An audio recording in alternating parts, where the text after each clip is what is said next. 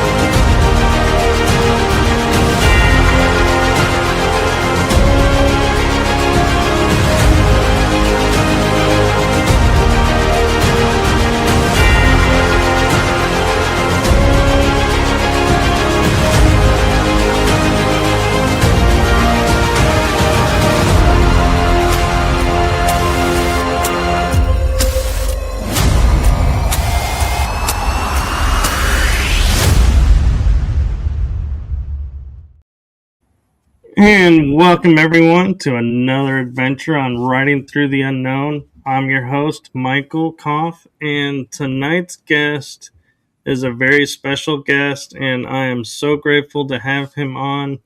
I had the privilege and honor to not only MC him at a conference, but to listen to his presentation.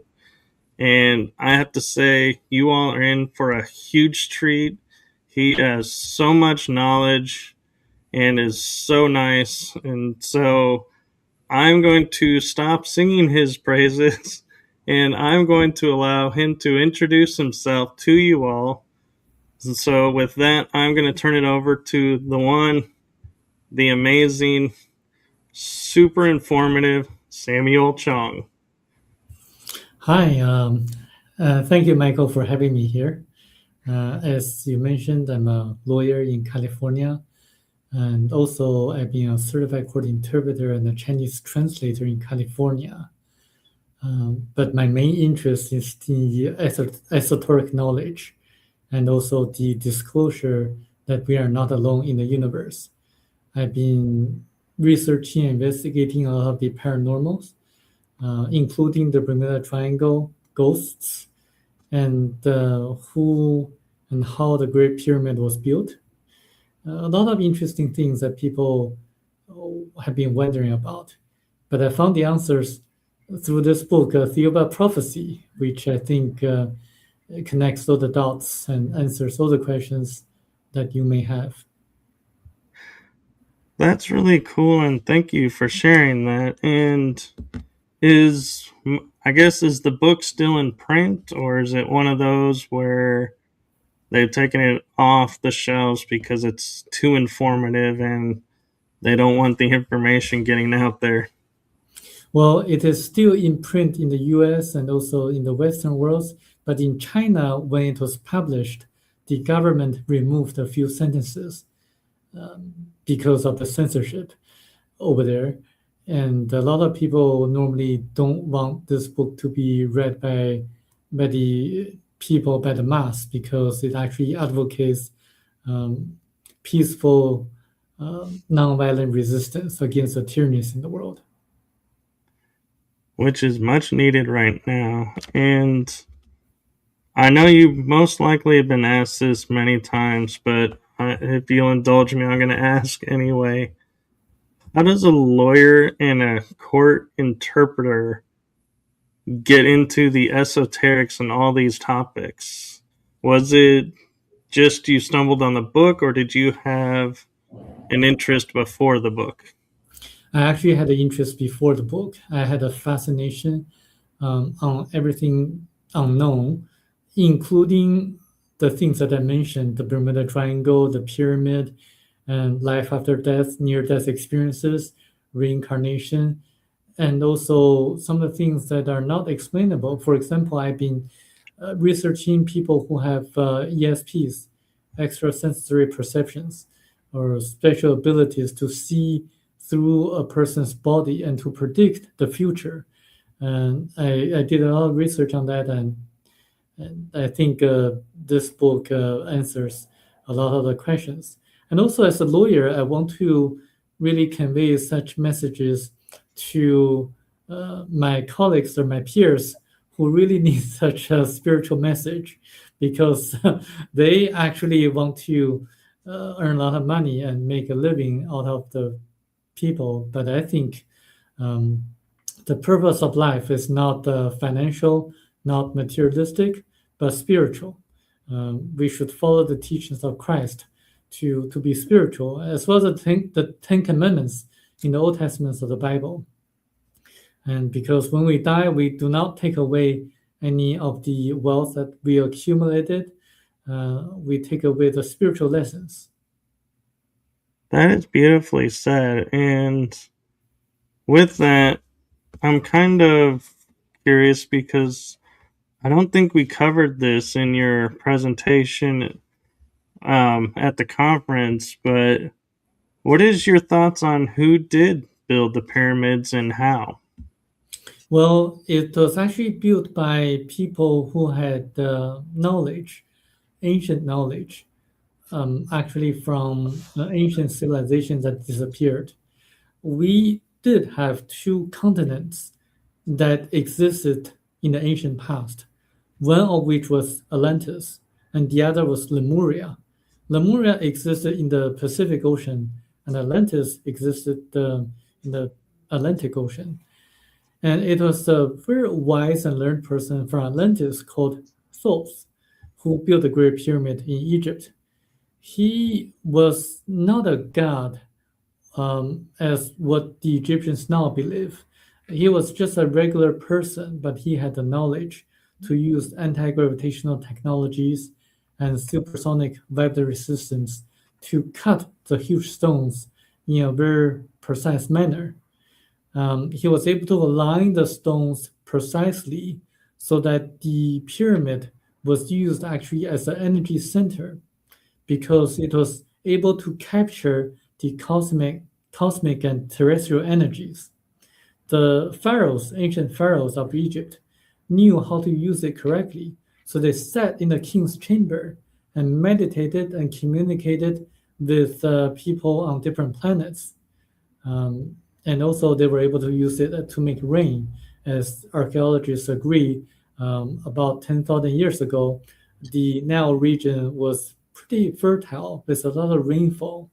And this is actually one of the reasons why there were a lot of rains in that region in the ancient past, because they were able to use the pyramid to make rains through projecting a kind of energy into the sky so that clouds would be able to form. Do you think Thoth had ET technology that allowed them to build this structure the way it is? And my other question is, because it was built by Thoth, is that why there's no hieroglyphs inside the pyramid? The first question, we all came from different planets originally. For example, the blacks and the yellows came from a planet called Baccaratini, according to the book Theoba Prophecy. The Caucasians came afterwards, and the ancestors of the Polynesians came later and landed on the continent of Lemuria, and then they migrated. Some of them migrated to Atlantis, and Thoth was actually one of the people originally from Lemuria who was able to build the pyramid in Egypt. And to your second question, I think people need to realize that the pyramid was actually used as a tool to capture the cosmic terrestrial energies, and not to commemorate anyone else, or used as a tomb for the pharaohs.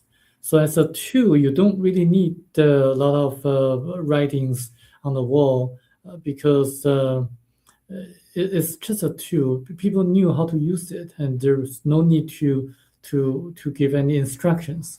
And I think that's probably one of the reasons why there are no heligraphs on the walls. But what you said could be correct as well.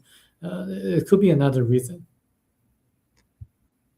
Fair enough. And the only thing when I hear like it was built by humans, that makes me question this is the fact it's aligned to like Orion's belt and the Orion constellation, and we couldn't, in my understanding of ancient civilizations, and as I said, this is my personal bias, they didn't have information like we do to see the stars and to map it above on the ground. So, as above, so below.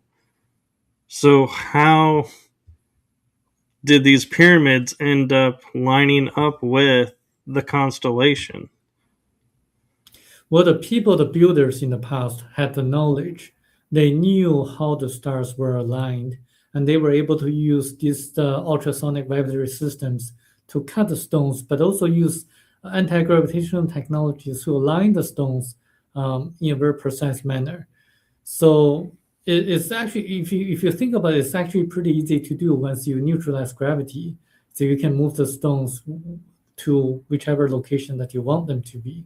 So I think, and they definitely knew where the stars were, like how the stars were aligned, um, because back then they observed the stars and the planets, and they definitely had the knowledge how to make the pyramid align with the stars.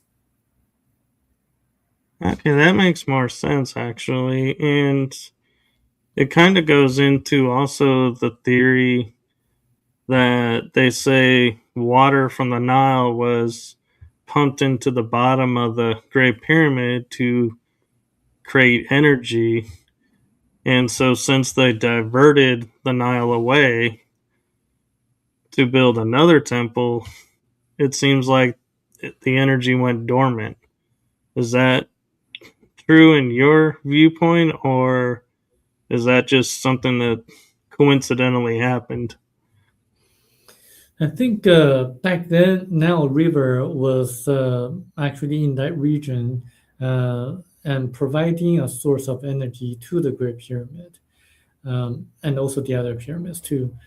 The the pyramid structure, is a structure that can capture the energies.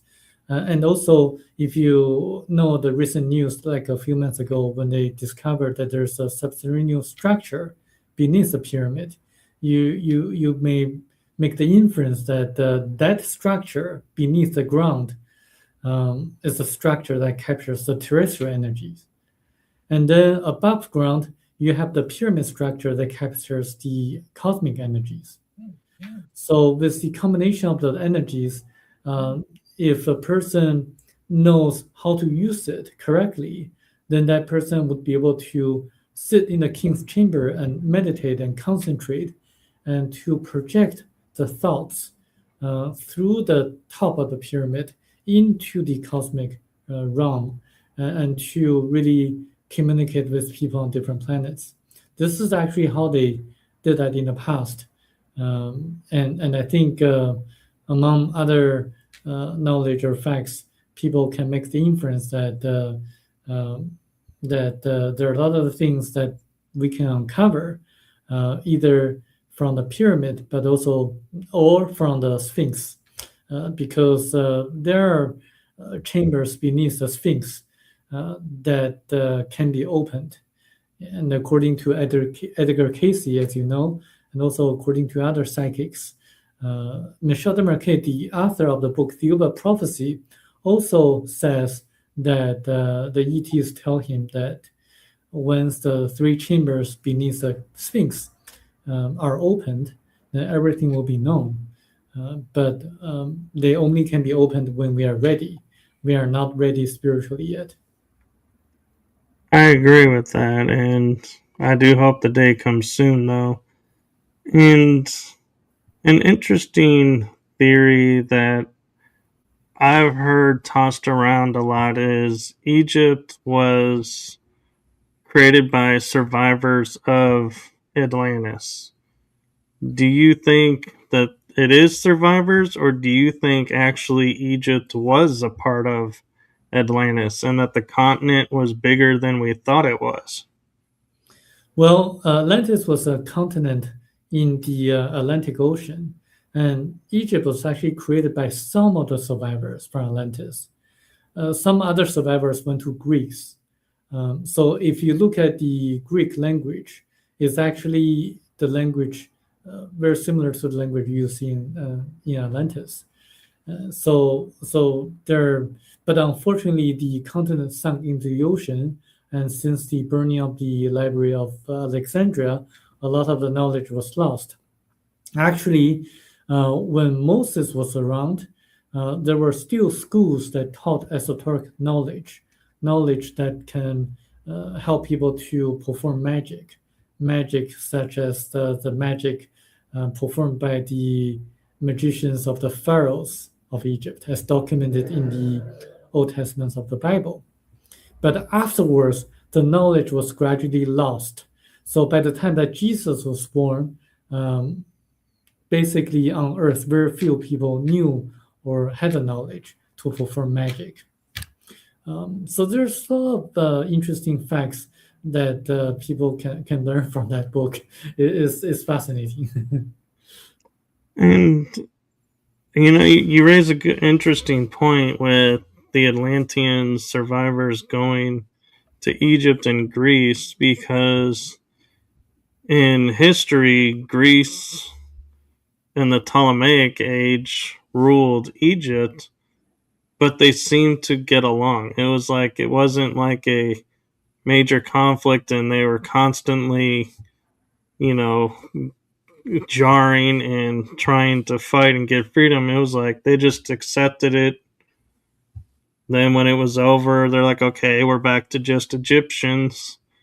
And so could that be why? Because they had that common ancestry connection that they were like, okay, we're going to be partly Greek now.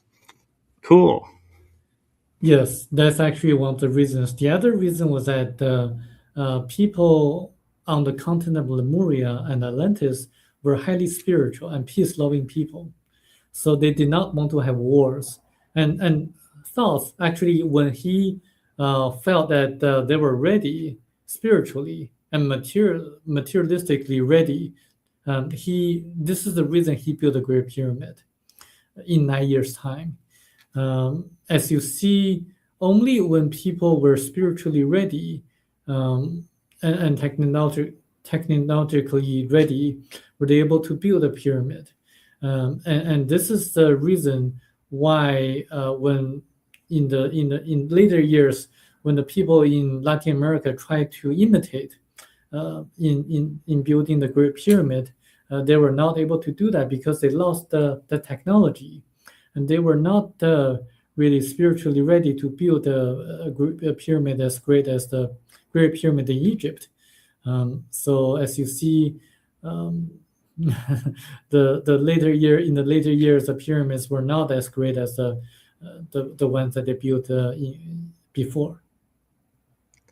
Okay, and I have an interesting question about Lemuria. If we can sidestep over to the Pacific for a moment, and that is, I hear it referred to as Lemuria, but also Mu. And so, is there a difference between the two, or why is it under two different names? It's actually the same. It's just the two names that people call the same continent. Actually, on the continent of Lemuria, there existed a very, very successful and spiritual civilization in which there was no money. Money did not exist on the continent of Lemuria or Mu. People just grabbed whatever they needed from the marketplace because no one took advantage of each other. And they had a lot of great technologies using nuclear energy to power lamps or lights.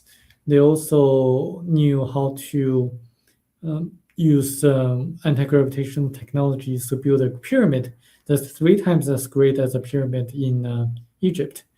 They also built the moas, the statues on Easter Island. So this is why when you go to west of Chile, go on that island, you're going to see that even with modern technology, it will be very, very challenging and difficult to duplicate the moas, the statues on Easter Island. That's actually one of the remnants of the ancient civilization of Lemuria. So, do you feel the Moab statues are they deities, or do you think they're statues of actual Lemurians? There are actually statues to commemorate the ETs from Theoba or Jehovah, this in which the author Michel Marquet encountered. Because in the ancient past, as I mentioned, the people on Lemuria, they were highly spiritual. They were ready to make the contact with extraterrestrials. And the extraterrestrials were in frequent contact with the people of Lemuria. So they actually built the statues, the moas, to commemorate or to remember the ETs that were in contact with them and actually help them to colonize parts of India. So this is why when you look at some of the paintings in India, you see a lot of gods and goddesses who appear to be on chariots of fire, or maybe they appear to be either not male or not female. They're kind of like gender neutral. So there's a reason for that. If you read the book, you're going to realize the reason for that. Okay, I'm definitely going to get this book. And one thing that I'm curious your viewpoint and opinion of is there's a lot of talk about Atlantis and the theories of why it sank. But when you ask people about Lemuria, they just say it sank. Why is Atlantis more like controversially sought than Lemuria? One of the reasons was that on the continent of Atlantis, there existed a race that's the Caucasian race, and there are a lot of legends and stories on how what happened to that continent. On Lemuria, it's actually sunk into the ocean earlier than Atlantis due to a natural disaster, earthquake, in which the author actually went to the past and saw actually what happened. And it's purely a disaster that they did not really anticipate. And you can read the book, but what's more interesting is that the book also explains why there's a ET base on the far side of the moon. Because when the people from a different planet try to migrate to Earth and land on Lemuria, they actually encountered resistance from the Chinese people. So they retreated back to the far side of the moon and built ET bases, and so that they could actually migrate their people little by little, step by step, so this is why some people say there were ET bases on the far side of the moon. Yes, there are still artificial structures, and also there were people who lived on Mars about 1.35 million years ago. There were life forms on Mars, indeed. But what happened was that Mars, the core of Mars, cooled down. So geologists and also astronomers agree that when the core of the planet cools down, it will no longer have the magnetic shield that can capture the atmosphere. So the magnetic forces will no longer be able to capture the atmosphere. So Mars basically became a desert, a planet with no atmosphere anymore. So this is why life no longer exists on Mars. But it used to have life forms. And Earth, as you know, the core of Earth is really hot. the movement of the core, the liquid form in the core is the cause of the magnetic shield of Earth. This is why we have the atmosphere, but Mars doesn't have it anymore. So with our core moving around, and they're saying like the northern point geo or magnetic north is moving much quicker now. Does that mean our core is cooling down and our atmosphere is going to shift, or does, in your opinion, the fact that the cores alternate, they do that naturally, and we're just kind of fear mongering that it's going to be total devastation? It definitely shifts, but the ultimate demise of Earth is not going to be the cooling down of the core.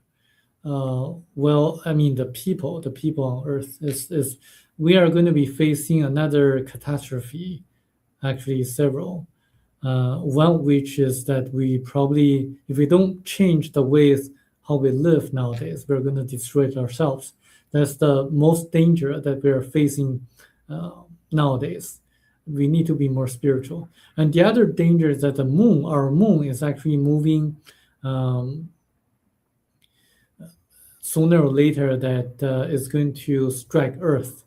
And this is actually proven by Avi Loeb, the Harvard astrophysicist. When Joe Rogan asked him about a question about the moon, and he says that very few people talks about it, but the moon is actually going to hit Earth sooner or later. And this is actually the same thing is told to us by the ETs from Thiuba. They tell Michel de Marquet that in about 200,000 years or so, the moon will hit Earth. And then if we don't migrate to a different planet, that will be the end of the human life on Earth. So before the core of Earth cools down, we are going to be facing several natural disasters.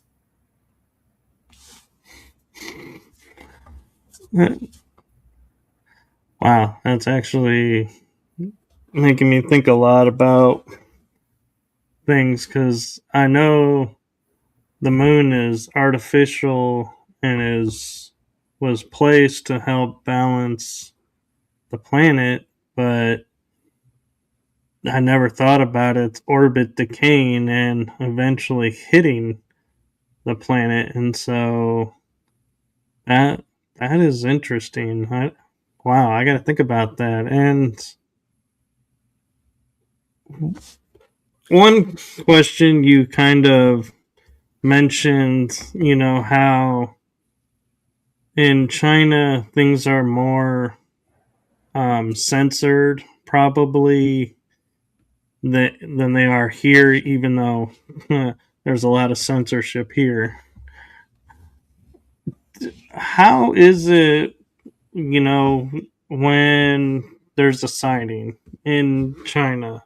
Does the government say, like they do here, "Oh, you saw a weather balloon. That wasn't anything," or are they more open about the UFOs?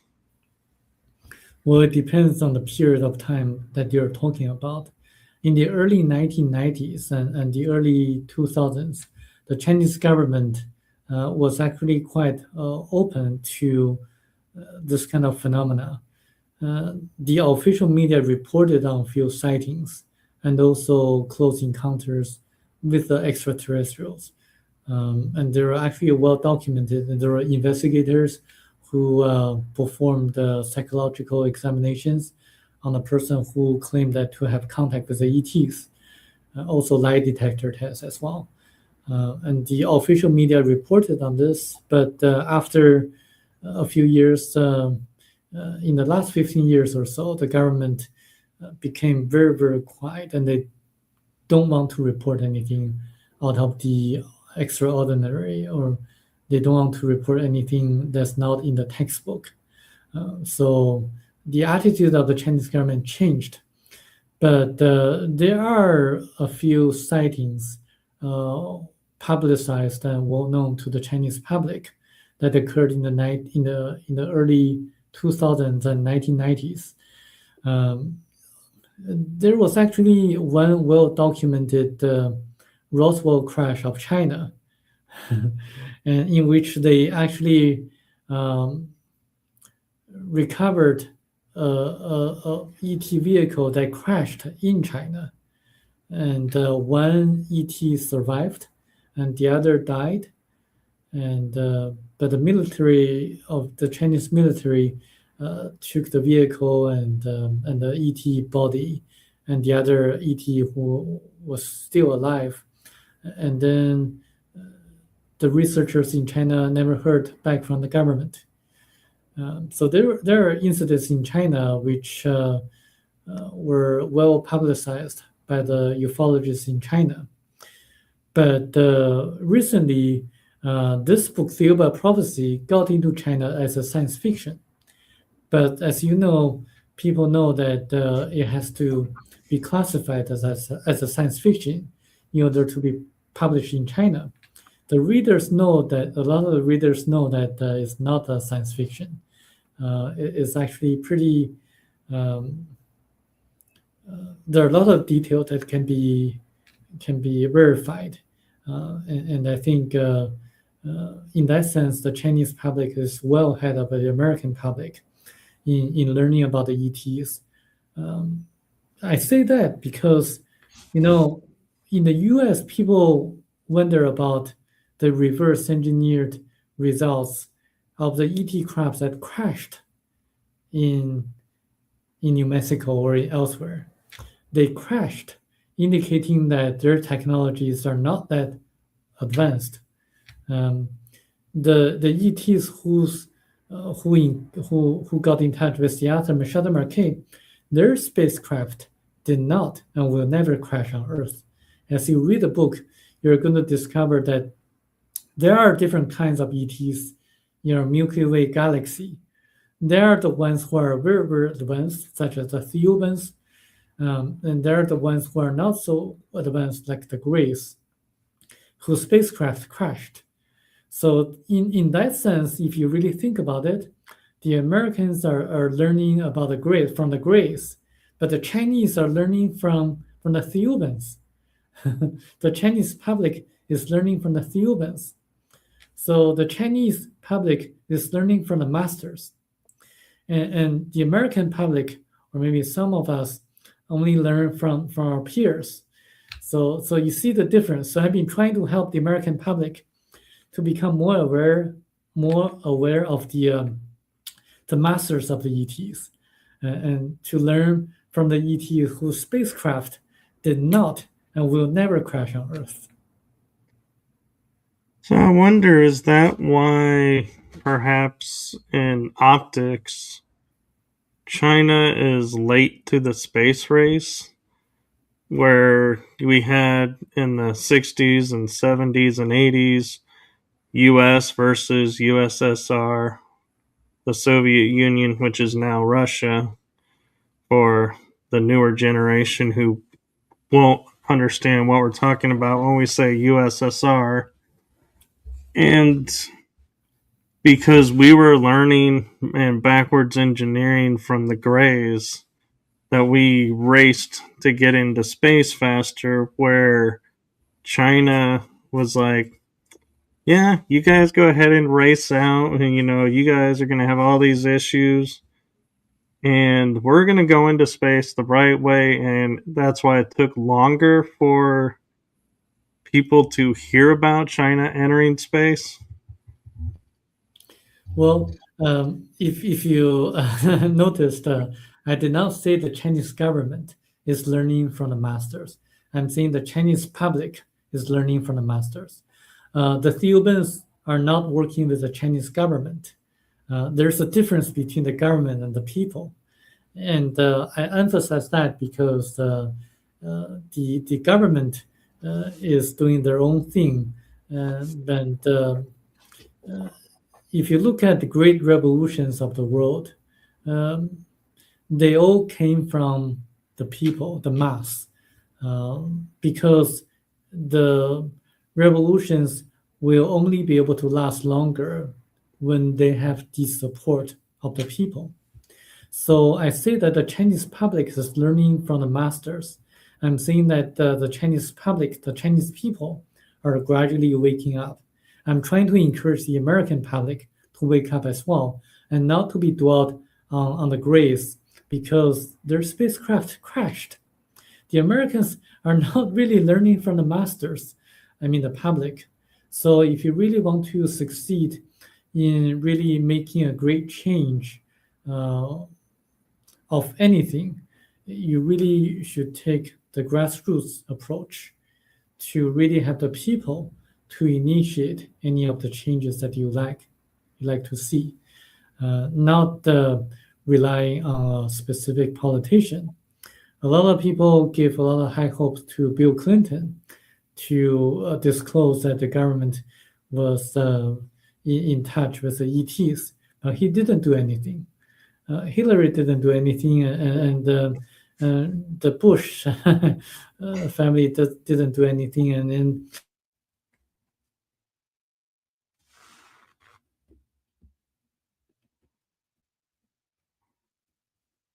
I think we froze.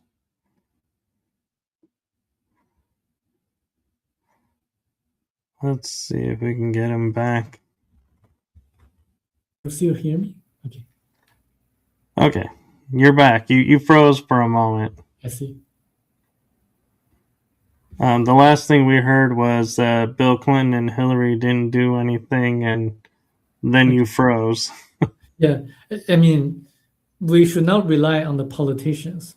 If you really want to make certain changes, you should really focus on the people because the people, the politicians rely on the people, and we should really take the grassroots approach and fundamentally make the change that's initiated by the people.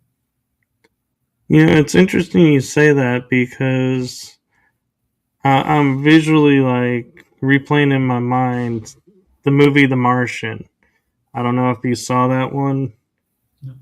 but we send a team up and onto Mars, and they end up leaving one Martian behind, and he has to learn how to survive. And America can't build a shuttle to get there fast enough. And China's scientist calls up and says, "We got a shuttle you can use, and we can retrofit it." And it's interesting because I think it was like our scientists working with the Chinese scientists, and they were able to get up there and rescue the astronaut. And when I hear you saying, it's not the government, it's the people, I kind of have to sit there and wonder, where do the scientists fall? Do they fall in the category like here in America where they answer to the higher up, government agencies to control what they can research and not research? Or do they have more freedom over there? In China, the astronauts and the scientists, they don't have any freedom. They're protected by the government. So they have to listen to the instructions of the government. But I really want to emphasize, I don't know if you know this, but if there's a disclosure, the Israeli Space Agency will have to be involved. And there's a reason for that. Because we all came from different planets originally. And the Hebrews came from a different planet. This is why in the Old Testament of the Bible, they were the chosen people. And if you look at nowadays, if you look at some of the things about the Jewish people, you're going to see that they're really unique. They account for only about 0.2% of world population, but 22% Nobel Prize winners are Jewish people. They excel in the fields that they go into, in the business field, in the legal field, in the entertainment field. So they're statistically significant. Like if you look at some of the statistics, the Ashkenazi Jews in the U.S. they live 5 years longer than the average Caucasians in the U.S. So this is actually statistically significant, and there's a reason for that. Because when you read the Old Testament of the Bible, you're gonna read people who lived 800 years or 900 years of age, and gradually their longevity got reduced, and there's a reason for that. If you read the book Theoba Prophecy, you're gonna know the reason. You're gonna know why the Hebrews were the chosen people. You're gonna know why Jewish people are so unique, and you're gonna know like a lot of the things in the Bible, such as who really destroyed the two cities, Sodom and Gomorrah, and why they were destroyed. You're gonna realize who really parted the sea for Moses, and who really gave the mannas to the Hebrews to eat during Exodus. You're gonna realize like the Star of Bethlehem was actually a space vehicle of the ETs. It's actually proven by astronomers, verified by the astronomers in China, because they saw a star that remained in the sky for 70 days. Because the Chinese astronomers kept a very good record of the changes in the sky or in the stars. Actually, I wrote an article about that, and you're going to discover a lot of things that you really you probably would want to know. No, that's true. And the one thing that I'm curious your thoughts on too is, as we're talking about disclosure and everything, is a lot of people are saying like religion will not survive the disclosure movement because there's so many, I don't want to say lies, but disinformation or misrepresented information that's come through the religious orders over the centuries, that when disclosure comes, that's all going to be revealed. And it's like, I feel like it's going to be humanity is going to turn their back on it. Do you think that's the future of what's going to happen with religion and disclosure, or are people going to find a happy medium with it? I think it really depends on how the current organized religions transform themselves. If they are insisting on being the pastors or the priests that people have to listen to, then they're probably not going to survive, because actually religions is actually a curse on earth. It's actually the number 4 danger on earth according to the ETs. Number 1 being money, number 2 politicians, number 3 journalists and drugs, number 4 religions. And we should be spiritual but not religious, because organized religions tend to serve their own interests. We should be spiritual, meaning that we should follow the 10 Commandments of Moses and the teachings of Christ, and to be kind with one another, and to really be compassionate and love one another. And also during the compilation or canonization of the Bible, certain concepts such as reincarnation were removed from the ancient scriptures. Because if you really do a lot of research, you're going to realize that medical doctors, like scientists like Dr. Ian Stevenson, studied people who remember their past lives, people who can prove reincarnation, the existence of reincarnation. Dr. Michael Newton, Dr. Brian Weiss, and Dr. Raymond Moody all are medical doctors. They all can show that reincarnation exists. The Indians and the Chinese people believe in reincarnation. The Westerners in the US and Europe, they don't, because of the Christianity, the Christian religion, and because they removed the concept of reincarnation from the Bible. This is why people in the Western world don't believe in that.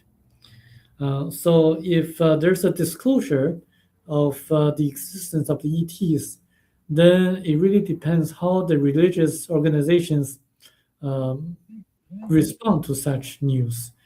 If they become like the roles of mentors or teachers, encouraging people to be more spiritual and to follow the teachings of Christ, then they're able to survive. And I think people need to realize that Jesus and Christ existed in the past, and they were spiritual masters, and we should follow their teachings for sure. Um, but religion is a curse.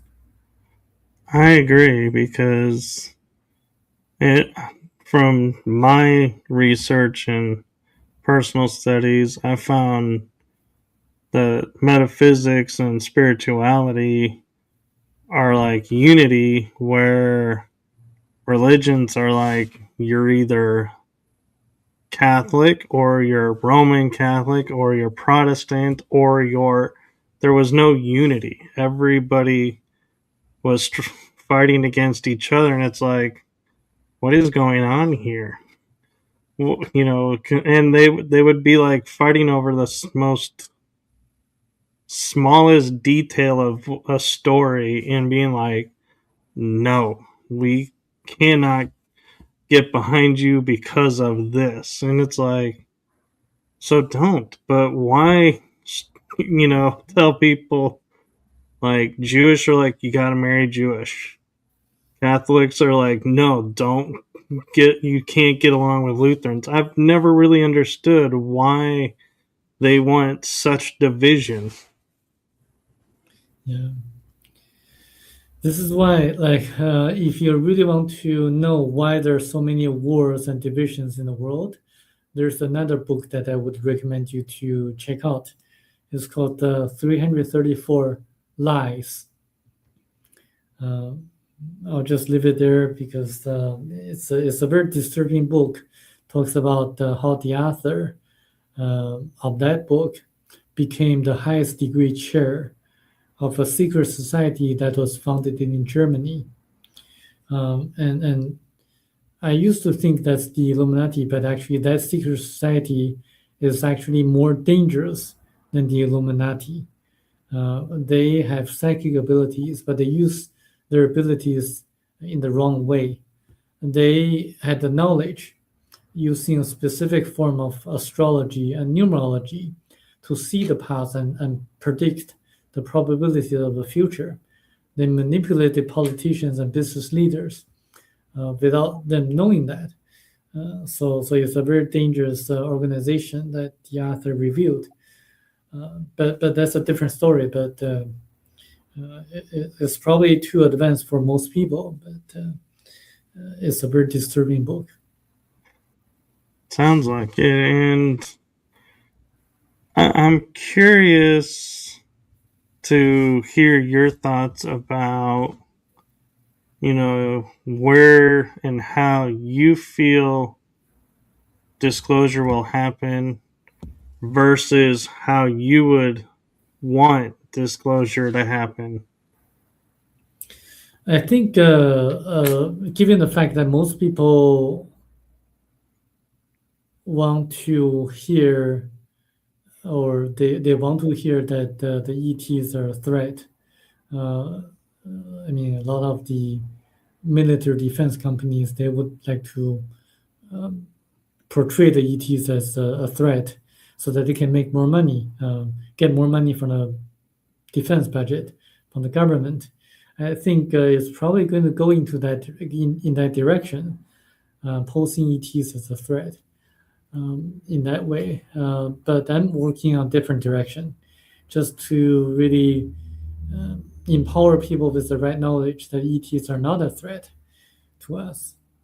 And I think we need everyone to join the force and to awaken the people, enlighten the people, so that they can have the right knowledge. Because if the ETs really want to invade us, they would have done that long time ago. They wouldn't have to wait until now.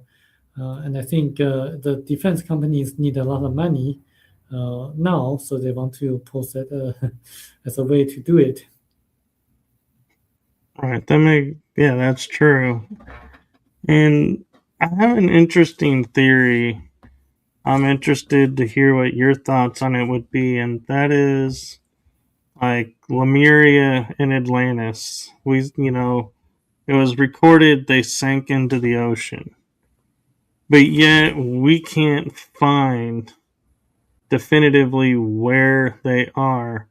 So, is it possible that instead of sinking and being destroyed, that they somehow energetically shifted from our level of the earth and are like now in like Agartha or inner earth, and they left the main planet surface because, like you were pointing out, we had gone away from peace and spirituality.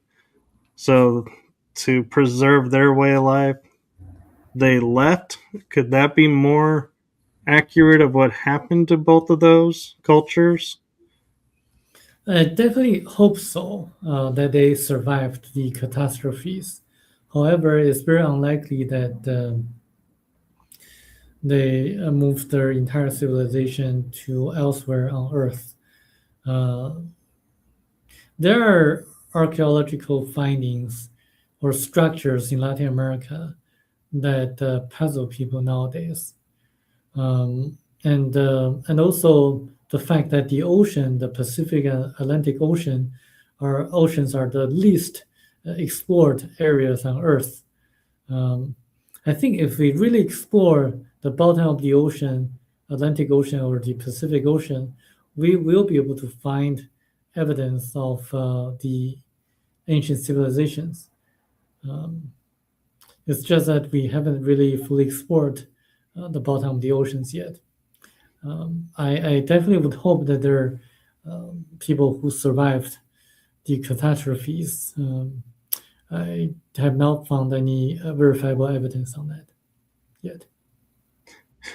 And I'm curious your thoughts, going a little bit deeper with that is, and pointing out as far as we're told, we're not exploring the oceans and we're focusing in space. Why do you think that is, in your opinion? Why wouldn't we want to explore our planet more and learn, if there's, places we could live like in the ocean and, expand our horizons that way? Why are we so driven to go into space instead of the ocean? Because everyone can see space at night or during daytime. Not everyone can see the ocean because unless you live in a beach or near the beach area, you probably won't be able to see the sea or the ocean. But everyone can see the sky, so that's why it fascinates more people than the sky fascinates more people than the ocean. And I always find it interesting, like when we talk about our Star Trek future, they're like space, the final frontier. And then I stumbled on a show, Sequest, and they're like the true final frontier. And it's like, yeah, it really, surprised me that, we forgot about our oceans. And so I wonder sometimes, do they know what's in the oceans and that's why we're not going and exploring, because they don't want what's in the oceans to be known, versus if we go into space, we it's like, well, we they can cover up more of what's in space cuz not everybody has the technology to go into space. But as you said, like people can go in the ocean. So if you say there's a structure here, anybody really could go and park a boat over it and send something down and look and be like, there is a structure. But maybe they don't want that. I think technology is actually one of the obstacles, the limiting factor, because you have to have the technology to bear the pressure of the water in deep ocean. So, in order to discover any of the evidence of ancient civilizations, it's actually, I don't know. I don't have the answer actually. That's okay. It's all theory because we can surmise, sending a remote camera unmanned vehicle down and can explore that way. And so, but that costs money and costs money to go into space. And so it's like, yeah, it kind of in your mind, you're like, it's a 20 or 50-50, which way you want to go. But yeah, it just, and I wonder, could the ETs be behind also why we don't look at certain parts of our oceans versus there are certain spots in space we don't look because of the ETs. Could that be why? Um, I know there are UFOs or UAPs in the ocean too, and because water is really not a barrier for their technology, um, and also their locations in space that they come in and get out of Earth. If you read the books written by David Paulides, the Missing 411 series of books, you're going to realize that there are portals or warps in space that the ETs take advantage of, and then they come in and get out of Earth from those portals. It's actually also mentioned in the book Theoba about Prophecy. So those locations are also the locations which people gone missing, who have gone missing, like in the Bermuda Triangle, where the planes and ships disappear, and also in the national parks in the U.S. and Canada, where hikers or climbers they disappear, vanish in very strange circumstances because their warps, like ribbons, float in space. They move around, and then but the ETs know the locations of the portals, so this is why they come in and get out of Earth using the portals. And this is why when you observe space or the sky, you can see that the UAPs frequently appear and disappear uh, at a specific location in the sky. It's actually proven by a lot of the observers. So I think there are a lot of things that people can uncover. Very true. And I'm kind of curious with ET technologies if, we're starting to make more advancements now in how we get into space.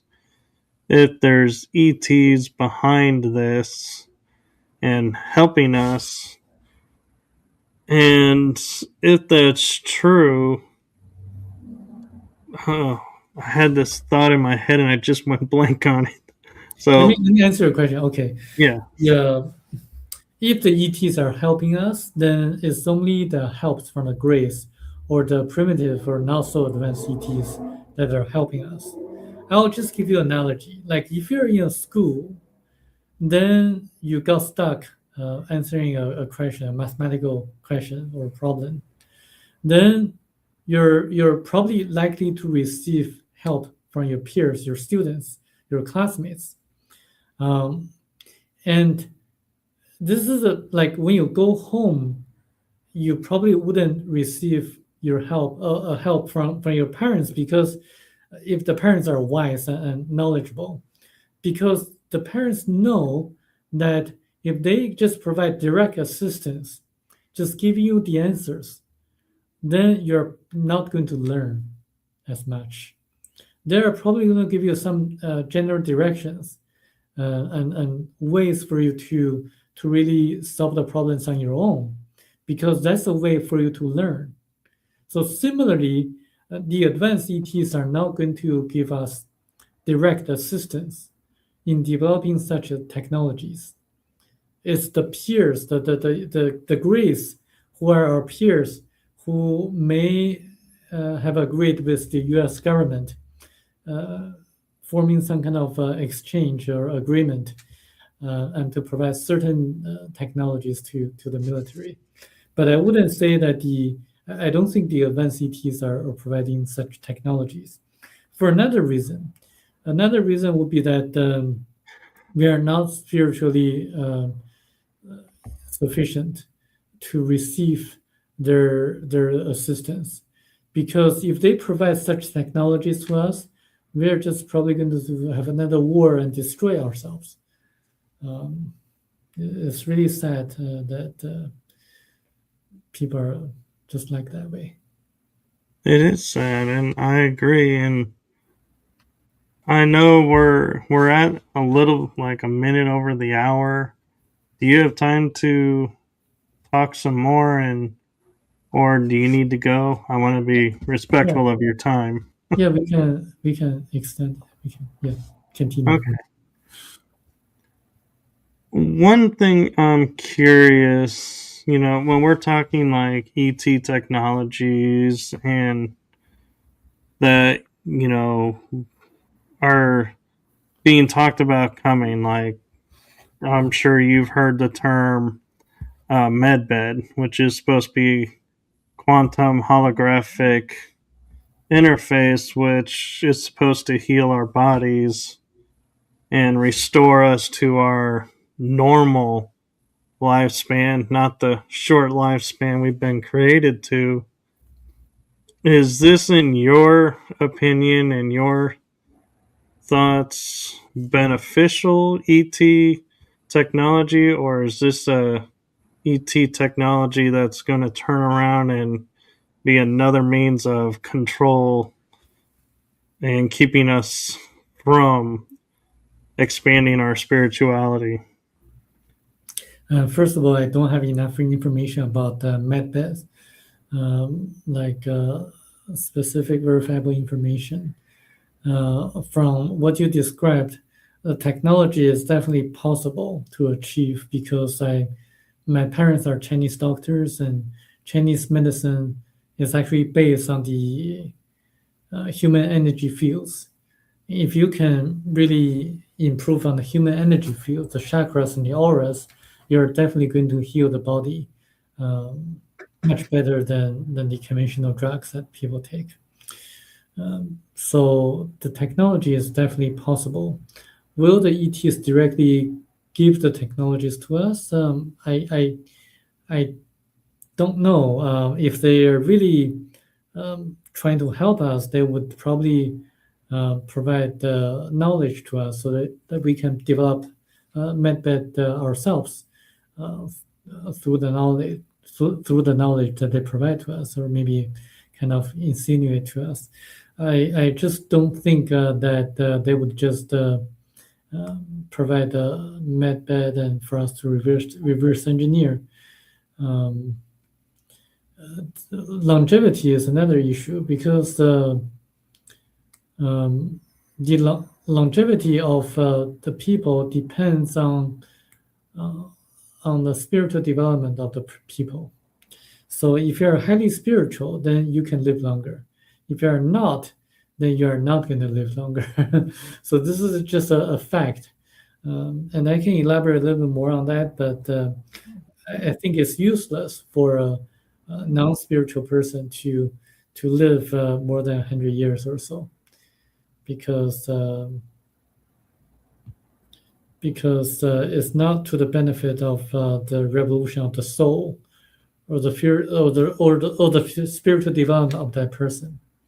You have to really uh, leave the physical body in order to uh, understand the spiritual lessons that you need to learn in your next reincarnation. So what happens is that when a person's astral body leaves the physical body, there's going to be a life review process. Everything that he or she did in the lifetime will be shown to that person as a holographic film. Um, and everything will be felt by that person, not only his or her own feelings, such as pain or happiness, but also the people who interacted with that person. So it's like a holographic experience. Uh, and then, since you're going to feel the pains of others, or the happiness or the appreciation of the others, you're going to know what kind of things you did correctly or incorrectly. So that's when you decide what kind of spiritual lessons you're going to learn in your next lifetime. So it would not be beneficial if you just keep living on Earth for maybe a few hundred years or so. It's probably not the best or the most efficient approach. That makes total sense. And I'm curious with your background and your studies and cultural background. I don't know if you're into the astrology or not, but what is, in your opinion, as we're kind of dipping our toe somewhat in disclosure, that it happens that this year is the year of the fire horse? Is there significance to that and kind of guidance and, leading to the more spiritual side through the fact that we're in the year of the fire horse, or does that just coincidentally just happen and they're not really related? Astrology works for sure, according to the ETs. I mean, but not in the way that most people think. So we have electromagnetic fields or electrons on Earth, um, and the stars and planets influence the electrons or electromagnetic fields of electrons. And so when a person is born, or when like a specific moment of time uh, occurs, there are certain aspects or tendencies of the electrons affected by the stars, the locations of the stars and the planets. So it's the aspects or tendencies of the electromagnetic fields of the electrons that tend to have specific influence on the actions of the people on Earth. So that's how astrology works. And I definitely hope that there's going to be a disclosure this year. And I've been pushing so hard for people to read this book, Theoba Prophecy, because it talks about the author's encounter with highly advanced ETs, the ETs who are more advanced than the Grays, the ETs who have been watching over us throughout history of mankind on Earth, as documented in the Bible, the Old Testaments and New Testaments of the Bible, and I think they have been acting as our mentors, helping us, giving us nudges from time to time to develop our spirituality. And you can read this book as a science fiction or as a fantasy novel. It's a very good read, and it's a page turner. But you can get a lot of things out of the book because it has a lot of practical advice or practical values. For example, it emphasizes that one of the most overlooked sentences in the Bible or teachings of Christ from the Bible is that the kingdom of God is within you. When you have challenges in life, you should look inside for answers. Look inside and follow your intuition, follow your gut feelings when you have difficulties to decide one way or another. Also, it tells you how to improve your health from a different perspective. So there are a lot of things in the book that are gems or practical advice that can give you a lot of values. Actually, reading the book has been my best investment in my entire life. That is a really high praise for a book, and so I do hope a lot of people do check it out. I'm going to personally check it out and look through it. And I just remembered a thought that I was going to ask you earlier in the episode when we were talking about reincarnation, and my mind just reminded me, and that is, in your opinion, why do some people believe past lives are possible but reincarnation isn't? And vice versa, saying, oh, reincarnation is possible, but there's no such thing as a past life. To me, you can't have one without the other. But I'm curious if you've come across that and your thoughts behind that. I agree with you. They have to coexist in order to make sense, common sense. We constantly evolve spiritually through the different reincarnations. Actually, the author Michel was taken into his past lives. He was shown his past lives. So in each of his past lives, he had a different spiritual lesson to learn. And we do that all the time too. I mean, we evolve, and we actually reincarnate not only on Earth but also on different planets. Some people have young souls, some people have old souls. So this is probably why some people do not realize that reincarnation exists. Some people immediately know from the knowledge accumulated from of their past lives that reincarnation exists. Some of them remember their past lives, especially when they were young. When they were young, they tend to remember their past lives. So it's quite evident. It's quite to me it's it's quite easy for people to know that reincarnation and past lives exist.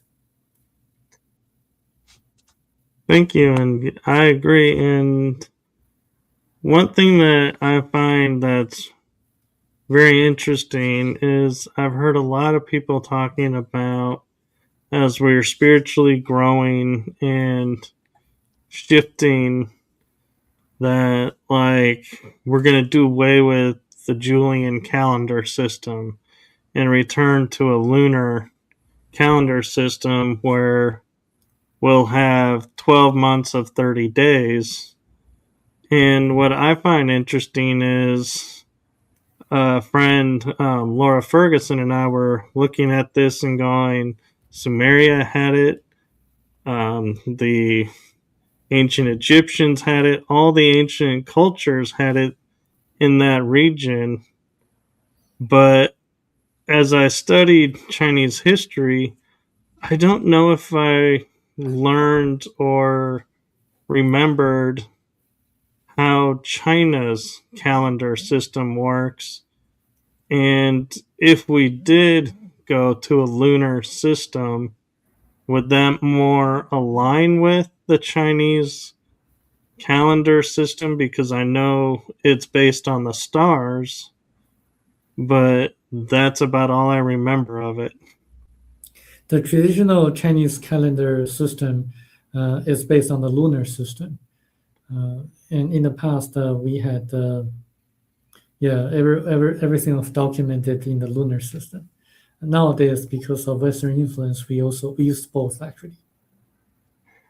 Okay, so do you think that that's going to help us spiritually, that we're going to be leaving this man-made system of time and returning to a more natural lunar time, even though I can't really say the lunar time is natural because the moon wasn't always there, so it can't really be natural. I like to ask you, like, where did you get the information that the moon wasn't always there? Because you're absolutely right. According to the ETs, that the moon was actually captured. The moon did not exist on Earth back 1.35 million years ago. However, like I would say, I forgot the number of the exact year, but just a few thousand years ago, or maybe longer than that, moon appeared and it was captured by Earth. Um, and you can use artificial to describe the moon, because it's in Earth inherently different from Earth. However, like I would say about, oh yeah, I remember. So back about 250,000 years ago, the moon was captured, at least from that time. So they were. So where did you get the information that the moon wasn't there a long time ago? I actually was reading some indigenous North American tribal cultural material, and there's references to when the moon arrived in some ancient Greek texts. And so that's where I was like, in my mind, I was like, okay, if the ancient Greeks are the only one on the planet that said, yeah, there was a time before the moon, I'd be like, maybe that's symbolic, but the moon was really there. But when another bunch of cultural tribes on the other side of the world sit there and say, oh, there was a time before the moon, I'm like, wait a minute. We got two different sides of the equator, or not equator, but hemispheres talking about the same thing. There's got to be something to this. And so that's where I was like, okay, the moon didn't break off of the earth as we're told in science class and hasn't always been there. Right. I didn't know about that, but you're absolutely right that the moon was not there long time ago, 1 million years ago or so. Um, and people in ancient civilizations knew about this. Yeah. So the legends, yeah, say so. And so I'm curious, you mentioned the moon was captured and brought here. Do you think that it's a piece of another world that was destroyed that was captured and brought over, or and that's why scientists are like, there's only 8 planets in the solar system now, not 9, because we don't want the 10th planet to come because of that prophecy.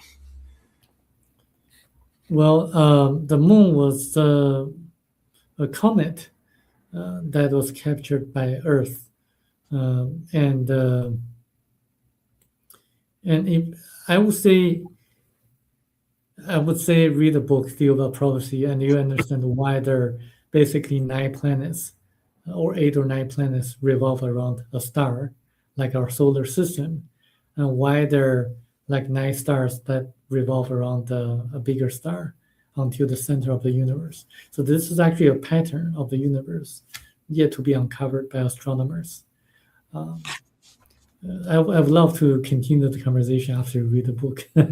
Yes, and I'm glad I didn't read the book because I feel like a lot of my questions might have been skewed differently, and so. Yeah, Uh, and but yes, I'll definitely will do that, and I'm gonna take a moment and see. While I'm looking something up to share with everyone, yeah. do you mind? Do you have a message or anything that you'd like to share with everyone that you would hope that they would take this and maybe inspire them to do some more research into this? Yes, the ETs tell us that the number one danger on Earth is money. So, as you see in this commercial world, everything revolves around money. So, if you have a way to cure cancer, but if a company cannot make money out of it, the company will have no incentive to promote such method to cure cancer. Instead, they would tend to develop uh, pharmaceuticals that would cost hundreds of millions of dollars to really treat the symptoms of cancer and not necessarily cure it. Because the companies will not be able to make money because they have to serve the interests of their shareholders. So are the defense companies. They have to serve the interests of their shareholders in order uh, to I mean they have to create divisions in the world and to sell their weapons and to create conflicts. So in the education industry as well, in the legal industry as well. so so everywhere. So people have to have the knowledge to really kind of realize that we can empower ourselves with the right information and facts. So this book opens people's eyes and enlightens people with the right knowledge. I really believe that knowledge is power because it can empower us to make the right decisions in our life. I agree. And what I did was I went into your bio and copied the name of the author and the book title. And so I have it on the bottom of the screen here. It's also in the description for this episode. So anyone who's watching, this is the book that we're keep referencing and the author's name. And so where can people find this book? Is it on your website or is it on Amazon? It's on Amazon and also on Audibles as an audiobook read by a very good British narrator. Okay. And so if people have questions to you or want to understand more about this, is there a place that you would prefer they reach out to you and talk to you about it? I would prefer they reach out to me on LinkedIn uh, or on Facebook.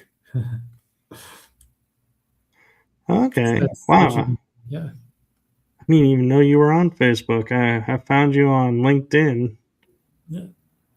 And so his LinkedIn, I do believe, is in the. So you can reach in there. And I can personally say that he does respond rather quickly. So, and if not, he'll explain why. And so don't, message him and then think he's ignoring you if he doesn't get right back to you. Is and so that's why I wanted to mention that is we talk on LinkedIn every once in a while, and so he does respond. So don't feel ignored if you don't get a response in a day. Is he will respond? That I can guarantee you. Yes, I do respond. Well, thank you for coming on, and thank you for sharing your information with us. And I have just one last message from me and my show to you, Samuel, and that is from my heart and the heart of my shows to you. Thank you for what you're doing for humanity. It is seen and it is appreciated. So thank you. Thank you, Michael. And do you have anything coming up that you want to promote or any projects coming up? I'll be speaking at the Ozark UFO conference in Arkansas in April, and also speaking at the Canadian UFO conference in October. So those are my upcoming appearances. Wow, that's really cool. So if you're in those areas, go check it out. His presentation is very interesting and very well presented. I was amazed at the connections that he was making and was able to show them. So if you get a chance, do check it out. And thank you again for coming on and being a guest on my show. I know when given opportunities, we all view it with a little scrutiny and like to vet each other because you never know what's going to happen. So thank you for trusting me and coming on, and I greatly appreciate it. And hopefully, we'll have you on again. Great. Thank you. And with that, we're going to say goodnight, everyone. Have a wonderful day and rest of the week. And depending where you are in the world, make it safe because the weather is coming. And I don't want to go into the quote unquote, what was that TV show? Oh, it was on HBO. Game of Thrones with the winter is coming scenario. So thank you all and have a wonderful night. Excuse me. With that, good night, everyone. Bye bye.